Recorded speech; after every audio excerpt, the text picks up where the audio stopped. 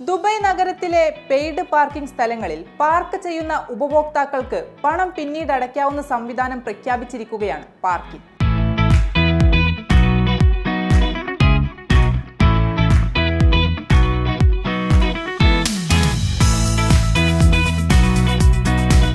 എമിറേറ്റിലെ paid parking നിയന്ത്രിത സ്ഥാപനമായ parking X അക്കൗണ്ടിലൂടെയാണ് ഇക്കാര്യം വെളിപ്പെടുത്തിയത്. ഉപഭോക്താക്കൾക്ക് മികച്ച സൗകര്യങ്ങൾ ഒരുക്കുന്നതിന്റെ ഭാഗമായാണ് തീരുമാനമെന്ന് കമ്പനി അറിയിച്ചു. പാർക്കിംഗ് ഉദ്യോഗസ്ഥർ ദുബായിലുടനീളം പാർക്കിംഗ് അടിസ്ഥാന സൗകര്യങ്ങൾ വിപുലീകരിക്കാനുള്ള പദ്ധതി തയ്യാറാക്കി വരികയാണ്. നൂതന സ്മാർട്ട് സാങ്കേതിക വിദ്യകളുടെ സംയോജനവും പൂർത്തിയായി വരുന്നു. കൂടാതെ പ്രതിദിനം 500-ലധികം ഉപഭോക്തൃ ആശയവിനിമയങ്ങൾ നടത്താൻ കഴിയുന്ന ഒരു പുതിയ കസ്റ്റമർ കോൾ സെന്ററും പാർക്കിംഗ് പ്രഖ്യാപിച്ചിട്ടുണ്ട്.